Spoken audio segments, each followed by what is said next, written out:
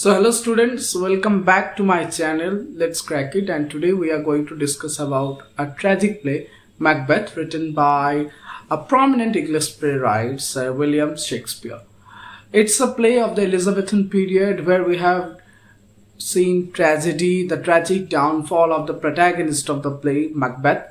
But along with it, we have also seen the side effects of being an ambitious one.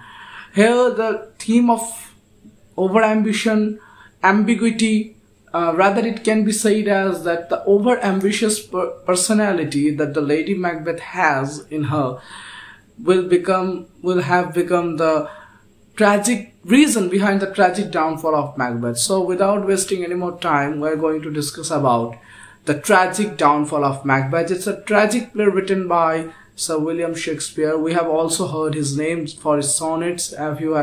I think all of you have already read the sonnet number 18. At first, I will give you a general introduction on William Shakespeare. So it is better to say that William Shakespeare is a prominent writer, author, playwright, or whatever you can say. He has written many more sonnets. His sonnets can be categorized in two segments. The first one is called the Fair Youth Sonnets, and the second one is called the Dark Lady Sonnets. In Fair Youth Sonnets, he has described his friend. Probably it is going to be the William Herbert, the Mr. W.H. William Herbert, for whom he has written the sonnets. And on the other hand, the Dark Lady Sonnets are also considered as that William Shakespeare had fallen in love with a prostitute girl, and for her, he has written some sonnets, some 14-line poem, which contains a particular rhyming scheme. It basically depends on the poem, but it has a couplets. So without wasting any more time, we are going to discuss about Macbeth. It's a tragic play. I am repeating it that it's a tragic play, and I think all of you have already listened to the play, but I am going to discuss it very vividly. Here in this video, you will have a brief but vivid understanding of the tragic downfall of Macbeth. And for the viewers who are not understanding or who are not able to understand English well, for them it is going to be a bilingual class, and it will be held in English as well as in Bengali. So আজকে আমাদের আলোচনার বিষয় কি? Macbeth. So আমরা যে বিষয় নিয়ে কথা বলছিলাম সেই বিষয়টাতে ফিরে আসা যাক। তো আমরা যে বিষয়টা নিয়ে কথা বলছিলাম সেটা হলো ম্যাকবেথ। এটা একটা ট্র্যাজিক প্লে। আর প্রথমে তোমাদেরকে বলি ট্র্যাজিক প্লেটা কি জিনিস। ট্র্যাজিক প্লে হচ্ছে এমন এক ধরনের জিনিস যেখানে যেটা গল্পের যে মুখ্য চরিত্র থাকে, অর্থাৎ যাকে আমরা গল্পের প্রোটাগনিস্ট বলি বা মুখ্য চরিত্র, তিনি প্রথমে থাকেন খুব ভালো মনের একটা মানুষ, কিন্তু হঠাৎ তার মধ্যে যে তার বিভিন্ন কার্যক্রমের দ্বারা তার যে ক্যারেক্টারিস্টিক্সের চেঞ্জ হয় এবং তার মাধ্যমে ক্যারেক্টারের যখন একটা ডাউনফল শুরু হয় এবং শেষ পর্যন্ত গিয়ে ক্যারেক্টার একদম নিস্তেজ সর্বশান্ত হয়ে যায়, সেটাকে বলছে কি ট্র্যাজেডি। এই উইলিয়াম শেক্সপিয়ার যে সমস্ত প্লেস, ড্রামা অর্থাৎ নাটক, সহজ কথা যে নাটকগুলো লিখে গেছেন, তার মধ্যে কিন্তু তিনভাবে তাকে ক্যাটেগরাইজ করা যায়। প্রথম হচ্ছে কি কমেডি। উইলিয়াম শেক্সপিয়ারের কমেডি তোমরা অনেকেই পড়েছো। কি ধরনের কমেডি? উল্লেখযোগ্য কি? The comedy of errors. তোমরা জানো যে এটা কমেডি অফ এরার্স হয়তো তোমরা পড়েছো, যারা উচ্চ মাধ্যমিক দিচ্ছ, উচ্চ মাধ্যমিকে যারা এখন পড়ছো বা ক্লাস 11-12 যারা পড়ছো, তারা already they have already heard or they have already listen to the story, তারা শুনে নিয়েছে already. But apart from that, যদি আমি কমেডির বাদে যাই, আমি একটা করে উদাহরণ দিচ্ছি। সেকেন্ডে যদি আসে রোম্যান্টিক প্লেজের মধ্যেও কিন্তু আবার ভাগ আছে। রোমান্টিক প্লেস, আমি একটা সহজ কথা বলছি। রোমান্টিক প্লেস কিরকম ধরনের প্লে? প্রথমত ধরো একটা কমেডি প্লে গেল, সেকেন্ডে গেল একটা রোম্যান্টিক প্লে। রোম্যান্টিক মানে তোমরা বুঝতেই পারছো। দেখো, ইংরেজি সাহিত্যের ইতিহাসে রোম্যান্টিসিজম আছে, কিন্তু রোম্যান্টিসিজম ফর দ্য নেচার ওটা অনেক পরে আসে, ঠিক আছে? ওটা রোম্যান্টিসিজম আলাদা। ওখানে হচ্ছে রোম্যান্টিসিজমটা যখন আমরা কোনো কবিতা পড়বো, ধরো রোম্যান্টিসিজমে যে উল্লেখযোগ্য কবিরা আছে, যেমন ধরো উইলিয়াম ওয়ার্ডসওয়ার্থ, কোলরিজ, তারপর বলা যেতে পারে লর্ড বায়রন, ঠিক আছে? এনাদের যে সমস্ত কবিতা আমরা পড়বো, ধরো আমরা টিনটেন অ্যাবি পড়ছি, ধরো আমরা দিস লাইম টু বাবার মাই প্রিজন এসব পড়ছি, কিংবা ধরো শি ওয়াকস ইন বিউটি, হ্যাঁ, কিংবা আমরা যদি মাই নেটিভ ল্যান্ড, এই সমস্ত যদি আমরা মানে কবিতাগুলো পড়ি, এই কবিতাগুলো থেকে আমরা যা যা জানতে পারবো সেগুলো হচ্ছে আমাদের প্রপার ডেফিনেশন দেবে রোম্যান্টিসিজমে। কিন্তু এখানে কি শেক্সপিয়ার যে সমস্ত মানে লেখনীগুলো লিখে গেছেন সেগুলোও কিন্তু একটা রোম্যান্টিক চিন্তাধারা থেকে বিলং করে। এই রোম্যান্টিসিজম কি, যেখানে নায়ক ও নায়িকার মধ্যে একটা প্রেমের সম্বন্ধকে দেখানো হয়েছে, সহজ কথাই বলছি। আর থার্ড ওয়ান কি, ট্র্যাজেডি। এছাড়া প্রবলেম প্লেস রয়েছে। তো কি বললাম, first of all is comedy, এর মধ্যে রোম্যান্টিক কমেডিও আছে। রোম্যান্টিক কমেডির মধ্যে কি পড়ছে, সবচেয়ে উল্লেখযোগ্য রোম্যান্টিক কমেডি যদি আমরা বলি সেটা হবে উইলিয়াম শেক্সপিয়ারের লেখা Twelfth Night. Twelfth Night is a romantic comedy, As You Like It is a romantic comedy. তারপর তুমি ধরে নাও যদি আমরা এবার ট্র্যাজিক প্লেসের কথা বলি, ট্র্যাজিক প্লেস কি ধরনের, ট্র্যাজিক প্লে আমি বললাম অলরেডি কি, এই ট্র্যাজিক প্লেসের মধ্যেও কিন্তু কয়েকটা উল্লেখযোগ্য নাটক। ফার্স্ট ওয়ান ইজ হ্যামলেট, সব থেকে বিখ্যাত হ্যামলেট, শেক্সপিয়ারের লেখা হ্যামলেট। সেকেন্ডে কি হতে পারে, the second one is Macbeth. No doubt যে Macbeth is one of the most greatest place of Shakespeare. ঠিক আছে, তিনি যে সমস্ত প্লেসগুলো লিখেছেন তার মধ্যে সব থেকে গ্রেটেস্টের মধ্যে গ্রেটেস্ট বলা যেতে পারে ম্যাকবেথ। এর মধ্যে কি নাই, সুপার ন্যাচারালিজম রয়েছে, সুপার ন্যাচারালিজম বাদে কি রয়েছে, বিভিন্ন সাইকোলজিক্যাল এলিমেন্টস রয়েছে। সাইকোলজিক্যাল এলিমেন্টস যদিও পরবর্তীকালে যখন বিভিন্ন সাইকোলজিক্যাল অ্যানালিটিক্সরা আসেন, যেমন ধরো ফ্রয়েড আসেন, ঠিক আছে, পিয়াজে আসেন, তারপর আরো বিভিন্ন ধরুন কোহেলবার্গ, ঠিক আছে, গেস্টাল্ট, এই সমস্ত যারা শিক্ষাবিদরা আসেন কিংবা যারা সাইকো অ্যানালিটিক্যাল আসে, বিশেষত ফ্রয়েড, ঠিক আছে, এই ফ্রয়েডের চিন্তাধারা এখানে কি হয়, এই তখন তো হয়নি, যে যুগে এটা লেখা হচ্ছে সেটা এলিজাবেথান পিরিয়ডের, কিন্তু এখানে যে সমস্ত এলিমেন্টস গুলো আমরা পাচ্ছি সেটা অনেক পরে নামকরণ হয়। যেমন উদাহরণস্বরূপ আমি বলতে পারি, তোমরা যদি ম্যাকবেথের গল্প জেনে থাকো তাহলে লেডি ম্যাকবেথের যে স্লিপ ওয়াকিং সিন, লেডি ম্যাকবেথের যে স্লিপ ওয়াকিং সিন, ওটাকে কি বলছে, সমনাম্বুলিজম। সমনাম্বুলিজম, স্লিপ ওয়াকিং সিন ইজ কি, এটা সাইকোলজিক্যাল ডিসঅর্ডার। ঘুমের মধ্যে বিড়বিড় করে কথা বলা, ইটস আ সাইকোলজিক্যাল ডিসঅর্ডার। হাত এইভাবে করে ধুচ্ছে লেডি ম্যাকবেথ, কি যে ডান কানের হাতের যে রক্ত লাগাটা রয়েছে, ডান কানের যে শরীরে রক্ত তার হাত থেকে ছুটছে না, সে স্বপ্নে দেখতে পাচ্ছে যে হাত থেকে কি ছুটছে না, তাহলে কি হবে, এই যে ওখানে বলে দিচ্ছে, ওখানে শেক্সপিয়ার উল্লেখ করছে যে পৃথিবীর কোনো জল, পৃথিবীর কোনো সমুদ্রের জল, নদীর জল, কিচ্ছু কিন্তু কি করতে পারবে না লেডি ম্যাকবেথের হাত থেকে যে খুনের যে রক্ত ডান কানে, সেটা কিন্তু ধুয়ে মুছতে পারবে না। লেডি ম্যাকবেথ ঘুমের মধ্যে উঠছে, উঠের মধ্যে এইভাবে করে হাতে হাত ঘষছে, ওখানে হাতে হাত ঘষে, যেমন করে আমরা মানে কোভিড এর টাইমে হাতে স্যানিটাইজার নিয়ে ঘষেছি, জাস্ট লাইক দ্যাট, কিন্তু স্টেনস গুলো আর উঠছে না। তো এটি কি, ইটস আ সাইকোলজিক্যাল ডিসঅর্ডার। এত কিছু নিয়ে সুপার ন্যাচারালিজম, সাইকোলজিক্যাল ডিসঅর্ডার, এমনকি নাই, এমনকি দ্য প্রফেসিস, যেটা উইলিয়াম শেক্সপিয়ার লিখেছিলেন, যে প্রফেসিস গুলো ম্যাকবেথের মধ্যে দেওয়া হচ্ছে, সেটা কি কম উল্লেখযোগ্য, সেটা কিন্তু কম উল্লেখযোগ্য নয়, এটা মারাত্মক ইম্প্যাক্ট ফেলে। সো আই থিঙ্ক তোমাদের মধ্যে একটু হলেও ইন্টারেস্ট তৈরি হচ্ছে। তো আমরা আর বেশিক্ষণ সময় ওয়েস্ট না করে আমরা যাবো, কিন্তু তার আগে বলে দিই, উইলিয়াম শেক্সপিয়ার এর কিন্তু অনেক প্রবলেম প্লেসও রয়েছে। আমরা এটা পরে ডিসকাস করবো যে প্রবলেম প্লেস কি, কিন্তু সবকিছু নিয়ে আমরা অবশ্যই একটু না একটু আমরা ডিসকাশনে যাবো। আমি ভিডিওটা বেশি লম্বা করতে চাইছি না, within 20 minutes I have to finish the video, that's why I am in হারি। তো আমাকে কি করতে হবে, একটু তাড়াতাড়ি শেষ করতে হবে। সো যদি গোটা ম্যাকবেথের তোমরা গোটা ভিডিওটা যেতে চাও, শান্ত মধ্যে কানে হেডফোন দিয়ে চুপচাপ বসে গল্পটা শুনে এবং ভিজুয়ালাইজ করা আমার সাথে যে কি হতে চলেছে। তো ম্যাকবেথের গল্পটা শুরু হচ্ছে এরকম ভাবে। ম্যাকবেথ, আচ্ছা বলে রাখি, ম্যাকবেথ একটা 5 অ্যাক্ট প্লে। ম্যাকবেথ কি একটা 5 অ্যাক্ট ট্র্যাজিক প্লে, যেখানে the tragic downfall of Macbeth দেখানো হয়েছে due to his over ambition. কিন্তু এই ওভার অ্যাম্বিশন তার মধ্যে জগিয়েছিল কে, ইট ইজ লেডি ম্যাকবেথ। এতটুকু বলে রাখি। এবার কি মেন ঘটনাতে আসি। অ্যাক্ট 1 সিন 1, এমন একটা জায়গা যেখানে যুদ্ধ হচ্ছে, একটা যুদ্ধস্থল, চারিদিকে কেবল রণক্ষেত্র, লাশ পড়ে আছে, একদম কলহ পরিস্থিতি, একদম কিওটিক একটা সিচুয়েশন। এই সময় এখানে একটা লোককে শাস্তি দেওয়ার জন্য হাত পা বেঁধে রাখা হয়েছে।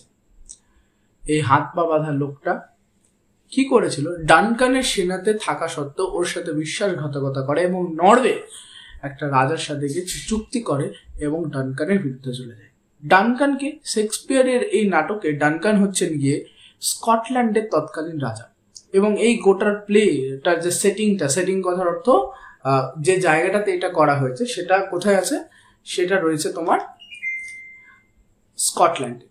সো ম্যাকবেথ যখন গেছেন এই যুদ্ধে, ম্যাকবেথ এই যুদ্ধটার এই নাটকটার মেইন প্রোটাগনিস্ট ম্যাকবেথ গেছে সে যুদ্ধে, এবং ম্যাকবেথ সাকসেসফুলি যুদ্ধটা জয় করে ফিরে এসছে। এবং এই যে লোকটাকে ধরে নিয়ে এসছে নামটা কি ছিল, ম্যাকডনওয়াল্ড। কি নাম ছিল, ম্যাকডনওয়াল্ড। এই ম্যাকডনওয়াল্ড কিন্তু কার বিরুদ্ধে চলে যায়, স্কটল্যান্ডের রাজা ডানকানের বিরুদ্ধে। এবং ডানকানের সবচেয়ে বিশ্বস্ত সেনাপতির গুলোর মধ্যে একজন ছিলেন ম্যাকবেথ এবং অপরজন ছিল ব্যাঙ্কো। সো ম্যাকবেথ ধরে নাও একটু আপার পজিশনে আর ব্যাঙ্কো ধরে একটু লোয়ার পজিশনে, কিন্তু ম্যাকবেথ আর ব্যাঙ্কো আর ফ্রেন্ডস, ঠিক আছে, তারা খুব ভালো বন্ধু। তো দুজনে মিলে কি করেছে, ডানকানের হয়ে যুদ্ধ করেছে স্কটল্যান্ডের হয়ে, এবং কি করেছে, যে বিশ্বাসঘাতক, যে বিট্রে করেছে সেই মানুষটাকে কি করেছে, ধরে নিয়েছে। এবং মানুষটার নাম কি, ম্যাকডনওয়াল্ড। সে কার সাথে গিয়ে সমঝোতা করেছে, নরওয়ের রাজার সাথে। এবার ম্যাকবেথ যখন এই সমস্ত কাজ করে ফিরে আসছে ডানকানের হাতে তুলে দিয়ে, সমস্ত কিছু করে ম্যাকবেথ ওদের সেনাদের হাতে ম্যাকডনওয়াল্ডকে তুলে দিয়ে ফিরে আসছে। এবং ম্যাকবেথ আসার সময় যে একটা পাহাড়ি রাস্তার মধ্যে, একটা ভ্যালির মধ্যে দিয়ে আসছে, ধরো সেই এমন একটা জায়গা দিয়ে, পাহাড়ি অঞ্চল, প্রচন্ড সিজনটা খারাপ, বৃষ্টির দিন, ঝড় উঠেছে, এমন একটা পরিস্থিতি। এই সময় হঠাৎ ম্যাকবেথ তার বন্ধু ব্যাঙ্কোর সাথে ফিরে আসছে যুদ্ধ থেকে। এই সময় ম্যাকবেথের দেখা হয় 3টা উইয়ার্ড সিস্টার্স। দেখে রাখো, মনে রাখো, আমি কথাগুলো এমনি বলছি না, উইয়ার্ড সিস্টার্স এরও কিন্তু এই প্লেতে উইয়ার্ড সিস্টার্স বলেই উল্লেখ করা হয়েছে। পরবর্তীকালে তারা রিভিল হয়েছে যে তারা হচ্ছে কি উইচেস। তো ম্যাকবেথ এবং ব্যাঙ্কো যখন যাচ্ছিল রাস্তা দিয়ে তাদের পথ হয়ে, সেই সময় তাদের দেখা হয় কার সাথে, সেই সময় তাদের দেখা হয় 3 উইচেসের সাথে, বা যাকে আমরা 3 উইয়ার্ড সিস্টার্স বলি। এটা হচ্ছে 3 বোন এরা, এবং 3 বোনই হচ্ছে ডাইনি। 3 বোনই কি, ডাইনি বা উইচ। তো এরা যখন ম্যাকবেথ ওদিক দিয়ে যায়, এবং ম্যাকবেথরা যখন আশ্রয় নেওয়ার জন্য দুর্গম পথ যখন তারা অতিক্রম করছে, সেই সময় তাদের দেখা হয় কার সাথে, 3 উইয়ার্ড সিস্টার্স এর সাথে। 3 উইয়ার্ড সিস্টার্সরা সেখানে ম্যাকবেথকে ডাকে, কল করে, ফোন করে না কিন্তু, কল করা মানে ডাকা, সামন করে পাঠানো, সামন করে। এবং ম্যাকবেথ যখন যায় ওখান থেকে দেখতে পায়, তাদের গান টান তারা শুনতে পায়, এবং ম্যাকবেথ দেখতে যায় যে কে আছে।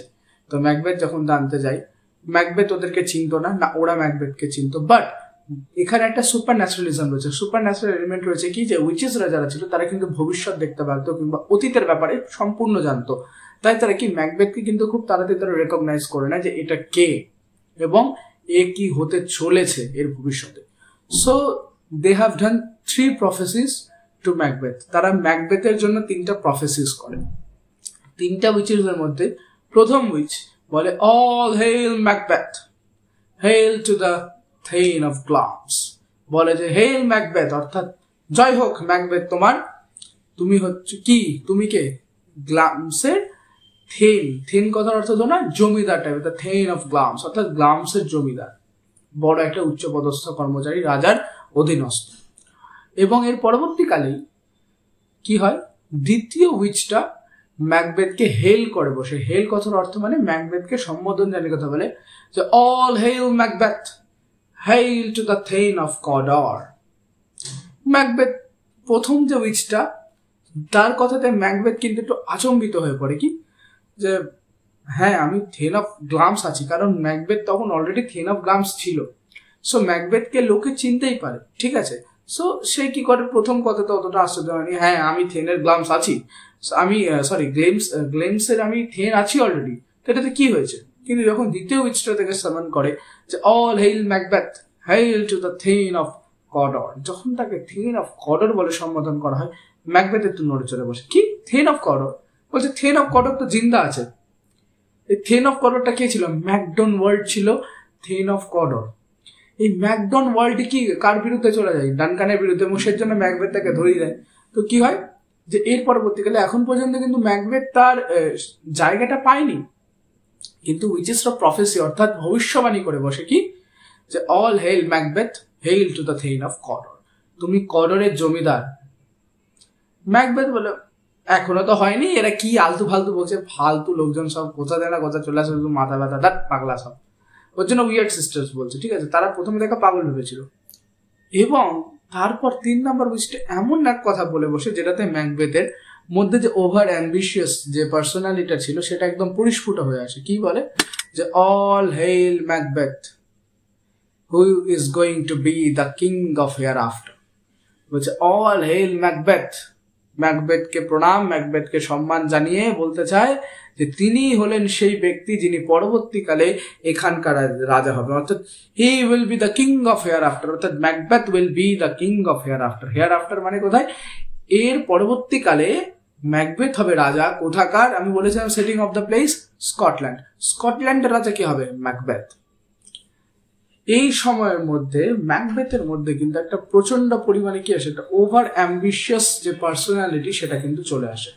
এবং এই সময় যে ধারণাটা ওদের মধ্যে সবচেয়ে বেশি পরিমাণে ছিল, এই সময় ব্যাংকও কিন্তু এই সমস্ত যে কথাবার্তা ছিল, ব্যাংকও কিন্তু এই কথাবার্তাগুলোকে সেরকম ভাবে সিরিয়াসলি নেয়নি।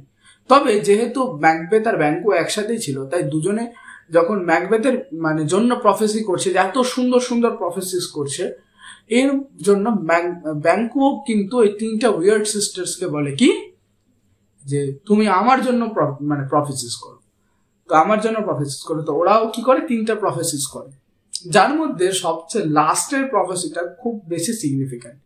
তারা বলে যে প্রথম প্রফেসিতে তারা বলে যে তুমি ম্যাকবেথ থেকে কম খুশি থাকবে এবং তার চেয়ে বেশিও খুশি থাকতে পারো। হ্যাঁ, lesser than Macbeth but much greater, lesser than Macbeth but much greater. সেকেন্ডটা কি বলে?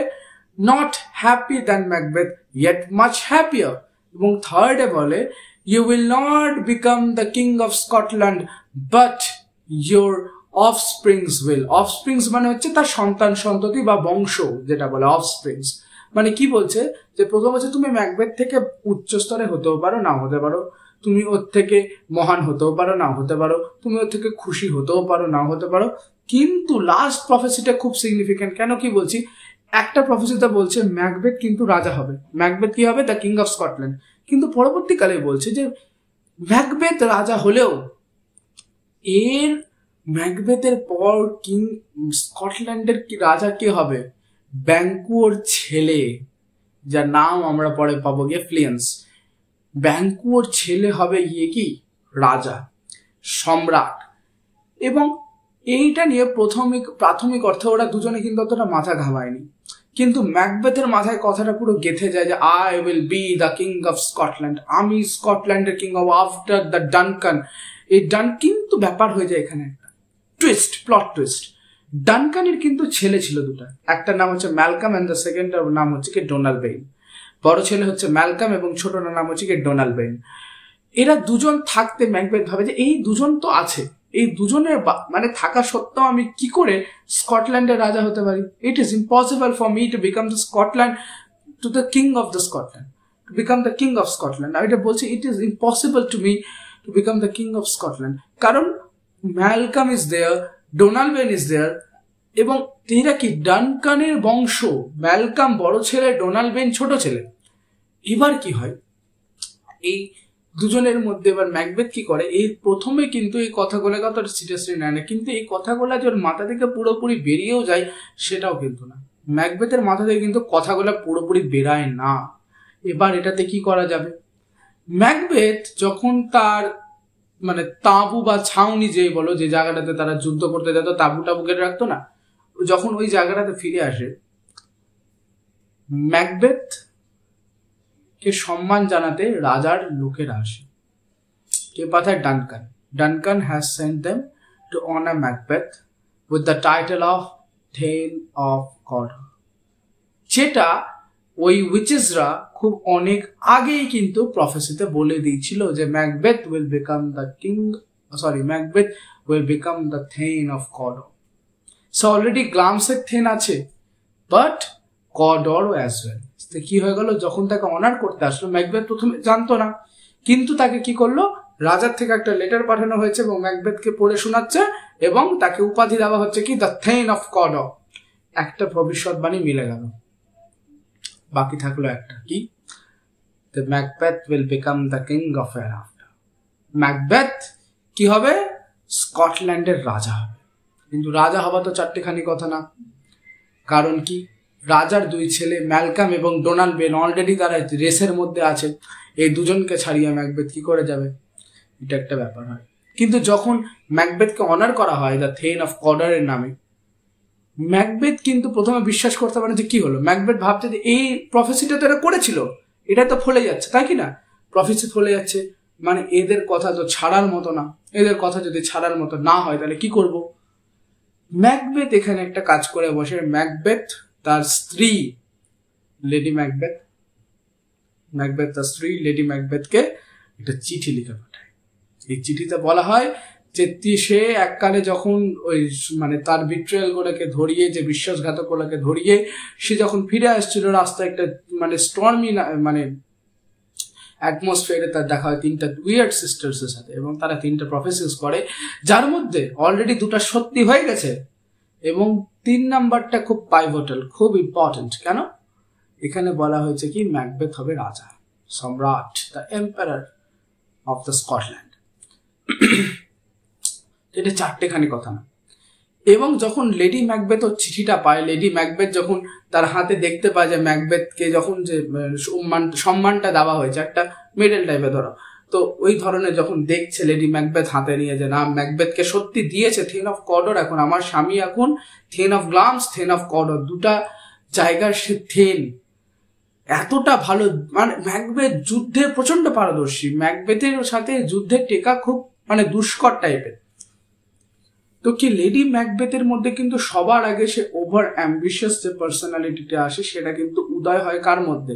লেডি ম্যাকবেথের মধ্যে। এবং লেডি ম্যাকবেথ কিন্তু ম্যাকবেথকে ইনস্টিগেট করতে থাকে যে তুমি যাও, রাজা হও। কারণ কি, লেডি ম্যাকবেথের একটা হিডেন অ্যাম্বিশন ছিল। দেখো, একটা ওভার অ্যাম্বিশন, একটা হিডেন অ্যাম্বিশন। ওভার অ্যাম্বিশন মানে কি, আমি যা ভাবছি, চিন্তা ভাবনা করছি তখন বেশি বেশি চাই। ওভার অ্যাম্বিশন, আমার পাওনার আশাটা প্রচুর বেশি। ওভার অ্যাম্বিশন, ওটা পেতে কি আমি যা ইচ্ছা করতে পারি। Even I have to do a murder, ঠিক আছে, আমি করব, but I have to achieve that. এটা হচ্ছে কি ওভার অ্যাম্বিশিয়াস পার্সোনালিটি। আর কি, আরেকটা হচ্ছে হিডেন অ্যাম্বিশন। হিডেন অ্যাম্বিশনটা কি ছিল লেডি ম্যাকবেথের মধ্যে? যে ম্যাকবেথ যদি রাজা হয়, I will become the Queen of Scotland.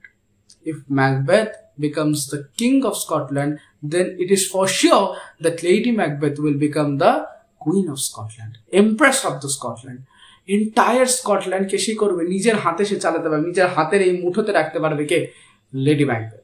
এটার জন্য কিন্তু ম্যাকবেথ যখন যুদ্ধ থেকে বাড়ি ফিরে আসে এবং দুজনের সাক্ষাৎকার হয়, লেডি ম্যাকবেথ কিন্তু ম্যাকবেথকে কোনো মানে একটা কি বলা যেতে পারে খারাপ পদক্ষেপ নিতে গিয়ে বারণ করেন। অ্যাজ আ ওয়াইফ সে কি যে চাইবে যে যাতে তার হাজব্যান্ড একটা ভালো পথে চলে, একটা ভালো কাজ করে, সম্মান পায়। বাট হিয়ার লেডি ম্যাকবেথ কিন্তু একদম উল্টা ক্যারেক্টার, প্রপার উল্টা ক্যারেক্টার। কারণ কি, এখানে শেক্সপিয়ার তাকে প্রেজেন্ট করেছেন একটা ফেমি ফাটালি ফিগার হিসাবে। ফেমি ফাটালি ফিগার অর্থাৎ যাকে আমরা লোকাল ভাষা বলি ডেঞ্জারাস মহিলা, ঠিক আছে, ডেঞ্জারাস মহিলা টাইপের একটা মানে ক্যারেক্টার প্রেজেন্ট করা হয়েছে লেডি ম্যাকবেথে। তো এবার কি হয়, যখন এই আমাদের ঘটনাটা চলছে, এই সময় যখন অলরেডি লেডি ম্যাকবেথ পেয়ে গেছে, এই সময় ম্যাকবেথ সহ ব্যাঙ্কো এবং তার সঙ্গী সাথীদের ডেকে পাঠানো হয় রাজপ্রাসাদে কিং ডানকানের কাছে। এবং কিং ডানকান ম্যাকবেথকে বলে যে আমি তোমাদের ক্যাসেলে আসবো এবং তোমাদের ক্যাসেলে আমরা একদিন থাকবো, থেকে কিন্তু যাব। এবং ম্যাকবেথের যে ক্যাসেলটা তার নামও কিন্তু খুব ইম্পর্টেন্ট, সেটার নাম কি? ইনভারনেস। ম্যাকবেথের ক্যাসেলের নাম কি? What is the name of Macbeth's castle? It is Inverness. For the short questions, it is Inverness. ইনভারনেসে বলে যে তারা আমরা আসবো, ইনভারনেসে আমরা আসবো এবং আমরা সেখানে কিছুদিন একটা রাত মতো থেকে আমরা বেরাবো। ওকে, দ্যাট ইজ ফাইন। এবার ম্যাকবেথ গিয়ে কথাটা জানায় লেডি ম্যাকবেথকে। আবার একটা জিনিস এখানে প্রেজেন্ট করা হয়েছে যে এই যে কিং ডানকান একটা বুড়া রাজা, খাটাস রাজা হলেও এর কিন্তু মেয়েদের প্রতি ইন্টারেস্ট প্রচুর ছিল। আর ম্যাকবেথের যে ওয়াইফের ডেসক্রিপশন দেওয়া হয়েছে, অর্থাৎ lady Macbeth, the description of lady Macbeth which has been given by William Shakespeare, ঠিক আছে, she is an extremely elegant woman. যেমন রূপ বলে না, রূপে লক্ষ্মী গুণে সরস্বতী, তাই কি না? ওই ধরনের ধরে নাও যে রূপে লক্ষ্মী কিন্তু গুণে কিন্তু সরস্বতী নয়, ডাইনি টাইপের, উইচ টাইপের। ওর মনের মধ্যে এতটা ছপ্যাচ যে ওই মুখের মধ্যে, ওই সুন্দর মুখে কেউ মনেই করতে পারবে না যে এ হয়তো আমাকে মার্ডার করার প্ল্যান করছে। তো ম্যাকবেথ যায় এবং ক্যাসেলে জানায় তার লেডি ম্যাকবেথকে এরকম। তো লেডি ম্যাকবেথ মানে ঠিক আছে, ডানকান আসুক, আমাদের কোনো প্রবলেম নেই, ডানকান আসুক, কোনো প্রবলেম নেই। কিন্তু পরের দিনে সূর্যোদয় সে আর দেখতে পাবো না। He will not see the sunrise again. সে সূর্য দেখতে পাবো না, এত বড় কথা বলে দেয়। কিন্তু ম্যাকবেথ কিন্তু এখানে থতমত খেয়ে বসে যে কি বলছো তুমি, যে ডানকান দেখতে পাবে না পরের দিন সূর্য? মানে বলছে হ্যাঁ, যদি রাজা হতে হয় খুন তো বেটা করতেই হবে। ম্যাকবেথ চমকে বসে তার স্ত্রীর মধ্যে এরকম একটা ক্যারেক্টারিস্টিক দেখে যে কি আমি নিজের স্বার্থের জন্য আমি ডানকানকে মেরে দেবো। সে কিন্তু ম্যাকবেথ কিন্তু প্রথমে মারতে রাজি হয়নি। ম্যাকবেথ কিন্তু প্রথমে ডানকানকে মারতে রাজি হয়নি, কিন্তু লেডি ম্যাকবেথ বারবার ওকে কনভিন্স করে এবং শেষ পর্যন্ত যখন ম্যাকবেথ বলে না না না আমি মারতে পারবো না, এতদিন ধরে আমি ওর হয়ে খাটলাম, ওর হয়ে সেবা করলাম, এত কিছু আমাকে দিল, এত পরিবারকে আমার সাপোর্ট করলো, আর আমি আজকে আমার বাড়িতে আসবো একটা অতিথি হিসাবে, আমি বাড়িতে আসা অতিথিকে মেরে ফেলবো? লেডি ম্যাকবেথ তো চাই কুইন অফ স্কটল্যান্ড হতে। কি করবে লেডি ম্যাকবেথ? তুমি কাপুরুষ, তোমার পুরুষত্বের উপর ধিক্কার। আর যখন একটা মেয়ে লিগোর উপর কথাটা চলে আসে না, মানে ব্যাপারটা খুব একটা কিওটিক হয়ে যায়। তো বারবার সে কি করে, সেই উইক পয়েন্টে ম্যাকবেথের বারবার আঘাত করতে থাকে যে না তুমি কাপুরুষ, তুমি কি দ্বারা কিচ্ছু হবে না, তুমি পুরুষের নামে কলঙ্ক, যাচ্ছে তাই তোমার থেকে তো আমি ভালো, হ্যাঁ একটা মেয়ে হয়ে এটা করছি ওটা করছি। এটা ম্যাকবেথের প্রচন্ড ইগোতে লেগে যায় এবং ম্যাকবেথ কি করে, মনস্থির করে না যে এই রাতি আজকে আমার ক্যাসেলে ডানকানের শেষ রাত। ডানকান তার দলবল নিয়ে আসে, ম্যাকবেথের ক্যাসেলে থাকে, খাওয়া দাওয়া হয়, নাচ গান হয়, প্রচন্ড আনন্দ উৎসাহর সাথে সবকিছু হয়। কিন্তু এই সময় কি হয়ে যায়, এই সময় একটা খুব চরম আপত্তি ঘটে। এই সময় যখন সবাই খেয়ে দিয়ে ঘুমন্ত, রাজাও প্রায় ঘুমন্ত, এবার রাজাকে তো পাহাড়ি দেওয়ার জন্য একটা দ্বার রক্ষী থাকবে। এই দ্বার রক্ষীরা ছিল, কে ছিল এই দ্বার রক্ষীরা? রাজার ঘরের বাইরে ইনভারনেসের, অর্থাৎ ম্যাকবেথের যে ক্যাসেল ইনভারনেসের বাইরে ওই রুমটাতে যেখানে রাজা শয্যাশায়িত ছিল, রাজা যেখানে ঘুমিয়েছিল, ডানকান যেখানে ঘুমিয়েছিল, সেখানে বাইরে দুজন দ্বাররক্ষীও ছিল। এবার দ্বাররক্ষী থাকতে তো আর মারা যাবে না, কি করা যায়? দ্বাররক্ষী থাকতে তো কি করা যাবে না, মারা যাবে না। তো কি করবে? যখন সবাই ঘুমিয়ে যাবে, লেডি ম্যাকবেথ একটা কাজ করে যে কি আমি যাব। লেডি ম্যাকবেথ বলে তুমি তো কাপুরুষ, তোমার দ্বারা হবে না, আমি যাব ম্যাকবেথকে, আমি যাব সেই ডানকানকে মারবো এবং তুমি হাতে চুড়ি পরে বসে থেকে তুমি কেবল দেখবে যে আমি কি করি। এত বড় কথা যখন বলে দেয়, ম্যাকবেথ নিজেকে সামনে রাখতে পারে না। ম্যাকবেথ বলে ঠিক আছে আমি মারবো। এরকম বলছো তো তুমি আমার পুরুষত্বের উপর তুমি প্রশ্ন তুলছো, এত বড় একটা বীর যোদ্ধা, এত কিছু করলাম, আর তুমি আমার পুরুষত্বের উপর প্রশ্ন তুলছো, দেখো আমি কি করতে পারি। এবার লেডি ম্যাকবেথ এতটা একটা কনস্পিরেসি করে, এতটা সে একটা কনস্পিরেসিকে সে পরিণাম দেয়, এতটা বড় চক্রান্ত সে চালায় যে ধরাই যায় না। বলেন এতটা সুন্দর তার মুখের আকৃতি গঠন, এতটা বর্ণনা করা হয়েছে যে এতটা তার সুন্দর মুখ, এতটা তার সুন্দর দেহ, যে কেউ মনেই করবে না যে এই ফুলের ভিতর হয়তো কেউ সাপ বসে আছে। লেডি ম্যাকবেথকে একটা ফুল যদি ধরো, ফুলের ভিতর একটা যে বিষাক্ত সাপ ঘাট লাগিয়ে বসে আছে ছোবল মারার জন্য, কেউ বুঝতেই পারবে না যে lady Macbeth is just like a character of that kind of thing. এবার কি হয়, লেডি ম্যাকবেথ কিন্তু সেখানে গিয়ে একটা কনস্পিরেসি করে কি, যখন সবাই ঘুমিয়ে যাবে, দ্বাররক্ষীরা তো জেগে থাকবে, ওদেরকে দিব ওয়াইন, এবং ওয়াইনের মধ্যে আমরা মিশাবো কি, ঘুমের ওষুধ। ঘুমের ওষুধ যখন এই দ্বাররক্ষীরা খাবে, সুরাপান করবে, যখন ওয়াইন তারা খাবে, তারা কিছুক্ষণের মধ্যে ঘুমিয়ে পড়বে এবং তার চেম্বারে ঢুকে, ডানকানের চেম্বারে ঢুকে আমি লেডি ম্যাকবেথ তাকে হত্যা করব, আমি তাকে হত্যা করব। কিন্তু এই সময় ব্যাপারটা হয়েছে একটা খুব কেওটিক। লেডি ম্যাকবেথ যায়, ওদেরকে দিয়ে আসে, তারা ঘুমিয়ে পড়ে, তারা ঘুমন্ত অবস্থায় দ্বাররক্ষীরা নিজেদের হুঁশে নেয়। এই সময় লেডি ম্যাকবেথ হাতে একটা ড্যাগার নিয়ে সে যায় লেডি ডানকানকে মারতে, কিন্তু ডানকানের যে মুখের আদল সেটা কিন্তু অনেকটা মিল খেত লেডি ম্যাকবেথের বাবার সাথে। তো একটা ফাদার লাইক ফিগারকে কোনো একটা মেয়ের পক্ষে মারা সম্ভব না। এখানে কিন্তু লেডি ম্যাকবেথের যে ইমোশনাল দিকটা সেটাও ধরা পড়ে, যে as a father like figure আমি তাকে মারতে পারবো না, কিন্তু আমি কাউকে দিয়ে মারাতে পারি। চোখ কাণ্ড ভাই। তো লেডি ম্যাকবেথ কি করে, মারতে পারে না। লেডি ম্যাকবেথ যায়, ম্যাকবেথকে অনেক কথা শুনিয়ে দেয়, কিন্তু ম্যাকবেথ চুপচাপ দাঁড়িয়ে থেকে, ম্যাকবেথে তখন হাত পা কাঁপতে থেকে যে আমি ডানকানকে মারবো, এমন একটা রাজাকে মারবো যে কিচ্ছু করেনি, নির্দোষ।